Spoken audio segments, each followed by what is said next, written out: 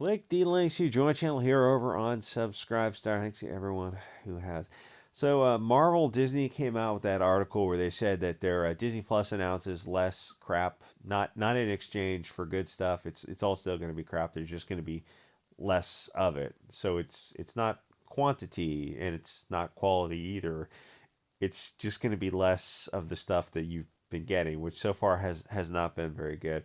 So movies went from these big screen movie events. I remember from wrestling days where there used to be like four wrestling events per year, and then I don't know, they just like when they find people find something to cash in on, they just beat the hell out of it.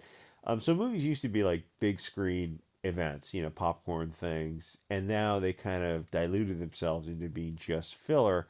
And you know what they went from like movies into content, and I hate that word content because it just sounds like somebody's just doing like background filler, which is like a lot of Amazon, Netflix, Disney, HBO. When they sell these subscription services, they open up this digital bookshelf and they want you to see thousands of movies and shows and original videos and stories. It's stories. Like most of the time, it's stories. It's not just content. It just sounds like here's your soy slop. Eat the bugs. Live in the pod. Enjoy your sports ball. Um, but like out of all those thousands of shows, when you look closely at it and realize, a lot of this stuff is just filler material, which is kind of the problem of streaming. And then the Wu flu came along, and everything got all kind of screwed up with that. When people legitimately got scared of going into the movie theaters because they didn't want to, catch anything or wear an N95 for like 2 hour movie.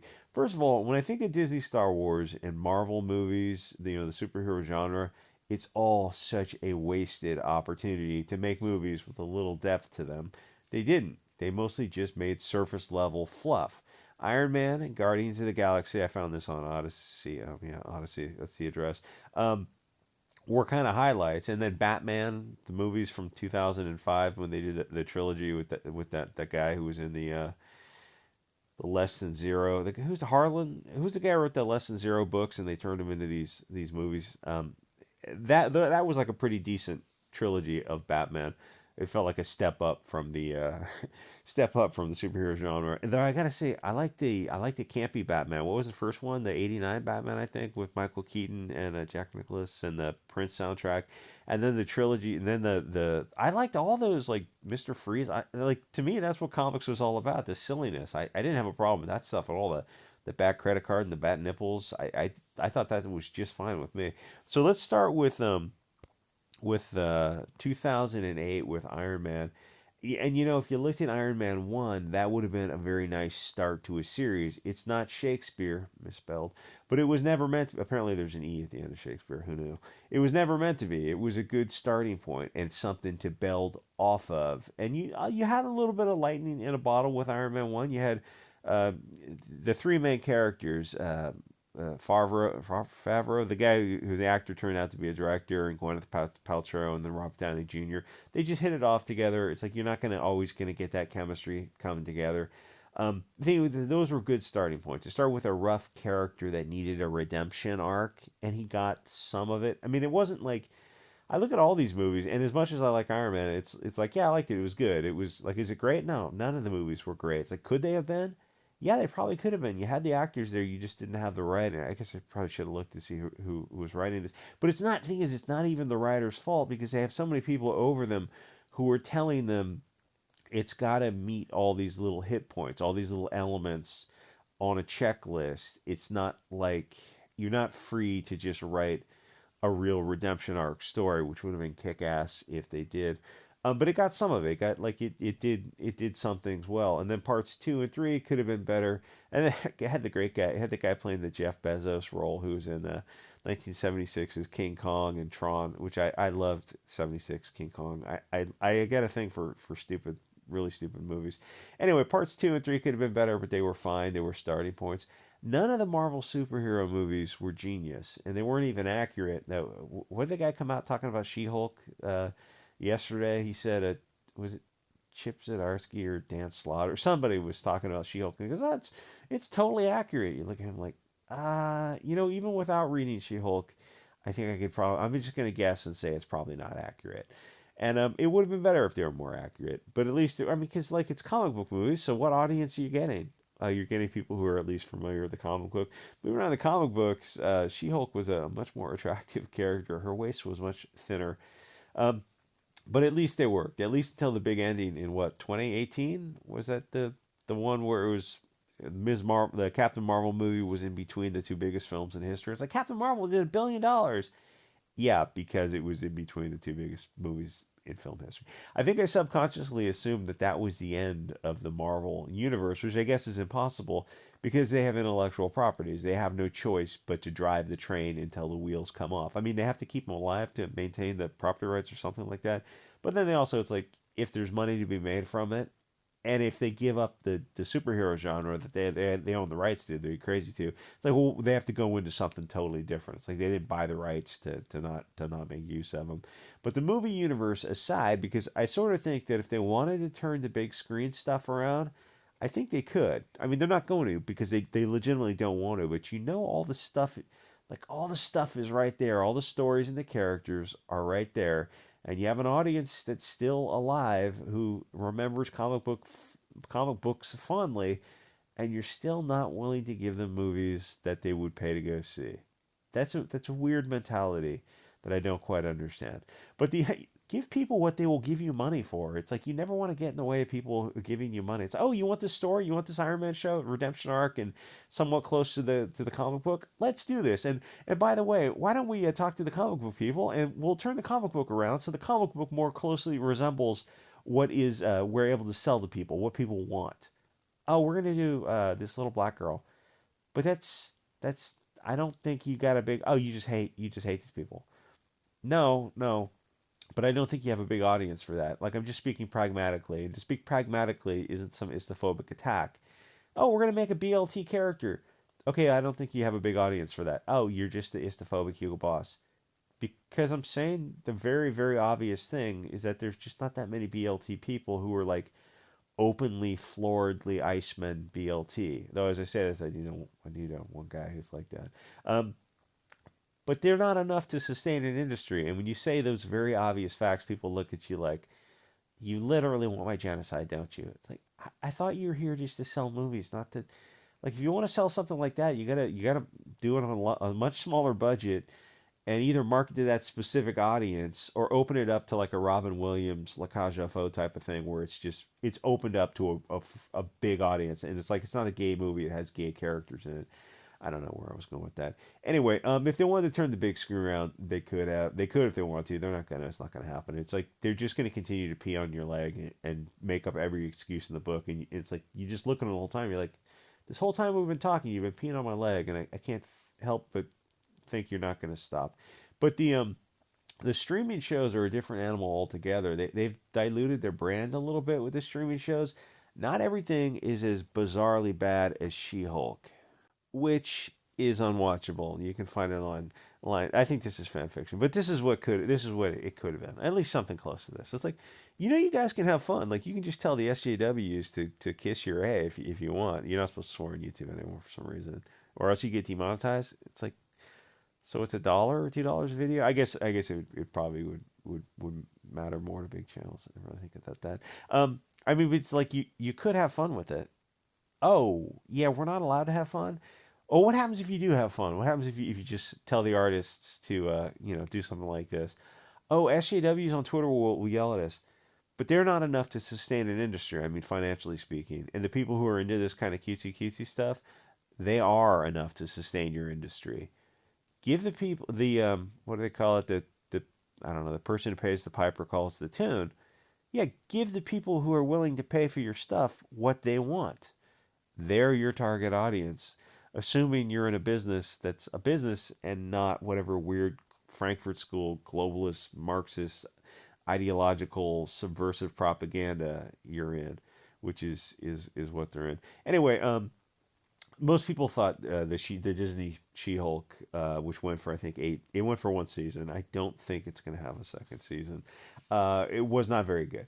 Unless you write for the Mary Sue, then they thought that She-Hulk is wickedly subversive.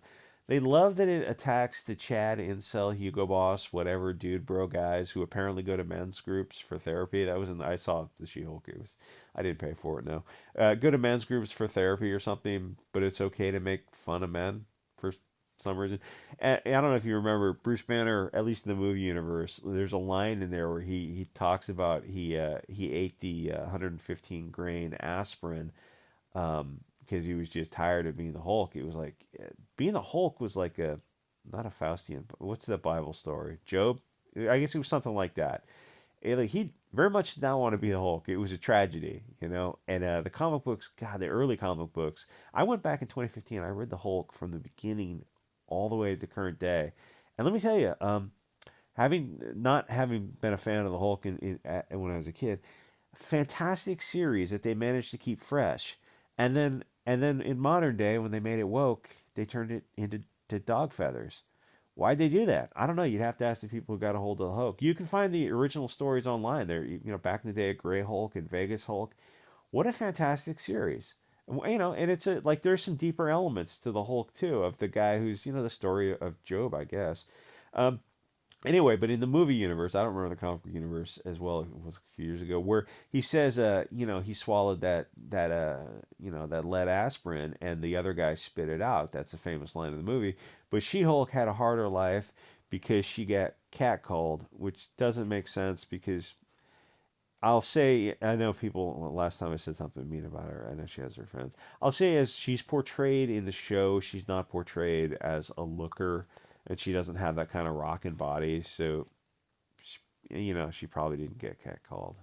Now in hindsight, I kind of wish I edited that part out. That comes across as a little bit mean, but there's no editing here. So and of course, She-Hulk didn't sell. It was horrible, but it made fun of the Chads, so that was worth it to him. I think I don't know exactly. I don't know the dude bro guys, the Andrew Tate guys. I'm gonna do a video on him on Odyssey and Bit Chute.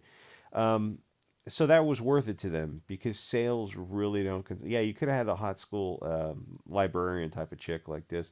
Um, Sales really don't concern them. They know that the She-Hulk writers and actors will get something else, and they will. They'll just recycle them. Disney doesn't want good shows. They want woke cancer. You don't get in trouble when you give Disney what you're hired to give them. At least I hope not. They want woke. They got it. It doesn't sell, so they'll cancel the show. They'll bring in another woke show and maybe move the writers around and reboot the show again. There was one scene in the like 6, 7, 8 where they're showing the writers' room, and you look at the writers like, I would have written that. Oh, please, please, I would have written that differently. God, I would have had so much fun with this kind of stuff. Success really doesn't concern them. Anyway, partially because of this woke stuff, the energy is disappearing from Disney and from Marvel. And in terms of economy and scale, it's cheaper to put your money and energy into fewer movies with a bigger profit than to keep making $200 million films that barely make their money back. That next Marvel movie that's coming out, I forget what it's called, with Brie Larson. I would love to see what the budget is for that. I don't like if you put in over $200 million into that. I think that movie's going to be in trouble.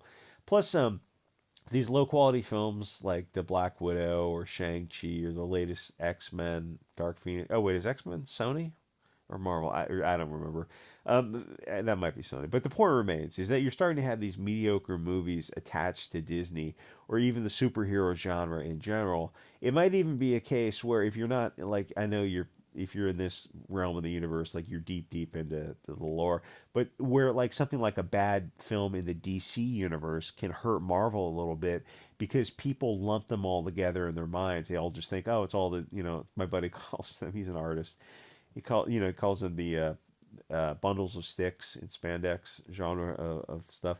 Anyway, so when you look at stuff, let's mix DC and Warner Brothers, HBO, I think, Disney, Sony, whoever owns all these rights, together for a minute and look at stuff like SS2, Birds of Prey, Black Widow, Shang-Chi, Shazam, Black Adams, and some of the others I probably forgot.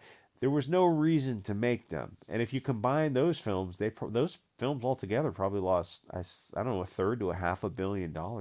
It's a pretty respectable amount of change to lose.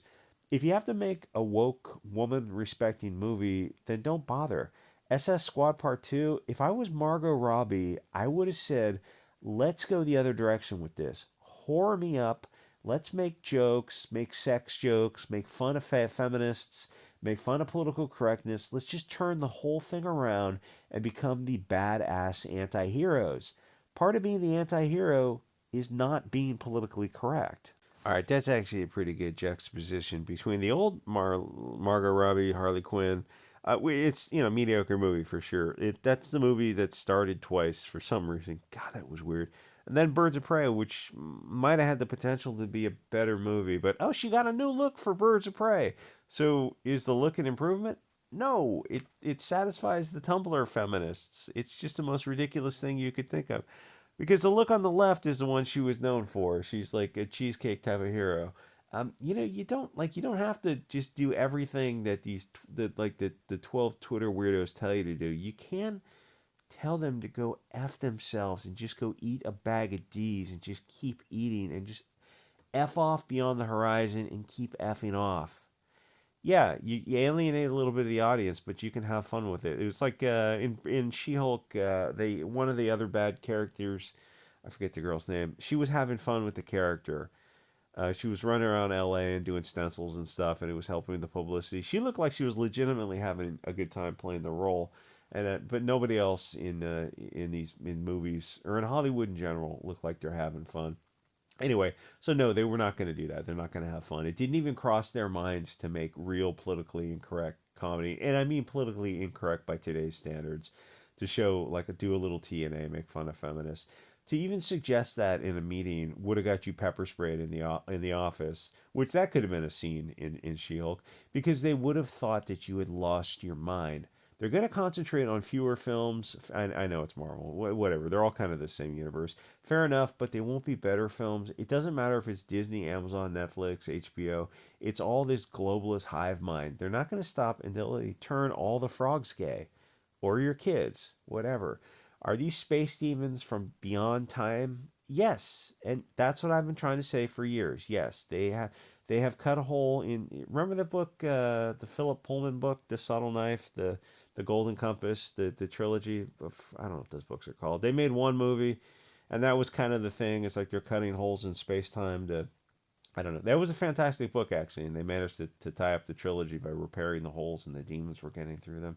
It's a shame they only got one movie in the trilogy with Nicole Kidman. She did a great job. Maybe I'll watch that after that. Anyway, so yes, these are space demons, is what I'm trying to say. Um, Maybe, really. So this isn't about movies. They don't make movies this full of insane woke propaganda. If you care about telling a good story or even telling an artistic story, they don't care about any of that.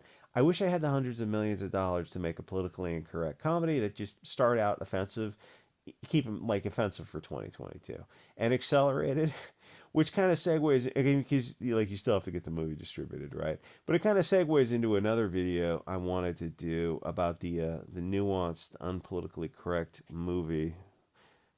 But you know what? I guess this has gone on long enough. I'll make that a separate video. Anyway, like, comment, subscribe.